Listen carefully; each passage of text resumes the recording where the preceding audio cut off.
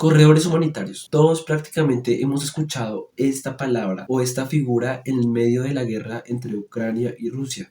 Pero en realidad, ¿qué significa esto? Pues será una de las tantas o pocas figuras que posee el derecho internacional humanitario. Y es que, como se ha venido hablando aquí, prácticamente, y como ya mis compañeras lo expusieron, el punto fijo o el objetivo del derecho internacional humanitario es minimizar como tal las muertes de los civiles entre estados prácticamente. O bueno, en realidad ese sería el objetivo cuando en realidad interviene en una guerra. Y es que de allí se ve cómo este puede intervenir entre la guerra de Ucrania y Rusia. Pero a ver, en realidad como tal, el derecho internacional humanitario está garantizando aquellos derechos en Ucrania o en Rusia. Bueno, más que todo en Ucrania, porque prácticamente Occidente solo cree que los ataques son a los ucranianos. Y es que en realidad la mayoría sí. Pero bueno, ese tema es para después. Para el día 22 de septiembre del año 2022 hubo, según cifras, 5.916 civiles muertos o asesinados en medio de la guerra. Y es que este es un punto importante de cómo debe actuar el derecho internacional humanitario. Y es que este debe perseverar porque los civiles,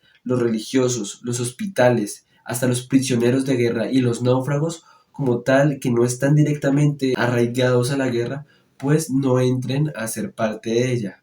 Es decir, respetarle y garantizarle todos sus derechos. Y por eso hablé primero sobre los corredores humanitarios. ¿En realidad estos funcionan? Pues bien, ¿de qué funcionan? Pues digamos que sí funcionan. Nada más con la cifra que acabo de dar anteriormente y con los corredores humanitarios, uno pensaría que como tal no se está garantizando ningún derecho allí. Pues prácticamente casi 6.000 muertos civiles o asesinados en medio de un conflicto dan mucho de qué hablar y de qué desear. Tanto por la seguridad que debe brindar Ucrania a sus habitantes en medio del conflicto, como la ética o la moral que debe poseer Rusia al momento de atacar. Pero pues digamos que prácticamente se trata de hacer lo que se puede. Como ya lo han explicado mis compañeros anteriormente, pues sí, el derecho internacional humanitario que prácticamente nace o se desprende de los 4 convenios de Ginebra, el último siendo en 1949 con el fin de la Segunda Guerra Mundial, o sea, 4 años más tarde, se realizó simplemente con el hecho de cómo debía actuar el derecho internacional frente a actos de guerra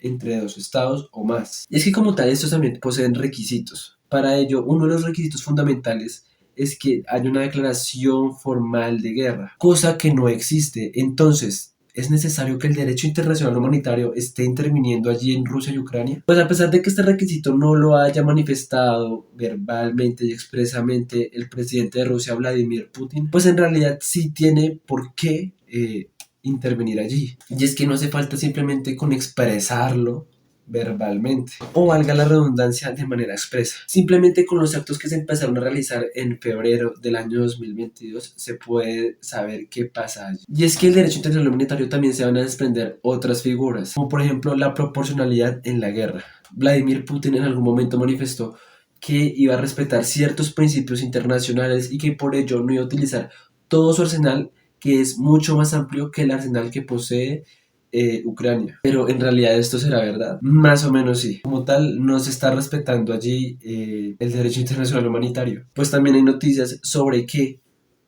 Rusia ha atacado en diferentes zonas cerca de hospitales en Ucrania. Y es que recordemos, esto se debe garantizar y como tal el personal de salud religioso y los civiles deben estar exentos de la guerra. Pero es un ataque que no va directamente realizado hacia un hospital, pero lo afecta, estaría incurriendo como tal en la violación del derecho internacional humanitario, pues prácticamente digamos que sí. Pero entonces no solo Rusia es el lado malo o la cara mala de esta moneda, pues también Ucrania ha realizado sus bombardeos pertinentes frente a los dos estados que últimamente se declararon prorrusos e independientes, como lo son la zona de Donetsk y Luhansk, pero de ello prácticamente no se habla. Y es que allí digo, como tal, el derecho internacional humanitario, a pesar de que hace una gran labor y una gran tarea en las zonas que se ven afectadas directamente en Ucrania, en aquellas zonas que se consideran prorrusas o independientes, pues prácticamente no ha intervenido mucho. Y es que el tema de la guerra de Rusia con Ucrania es demasiado largo y demasiado vasto, pero eso ya es un tema aparte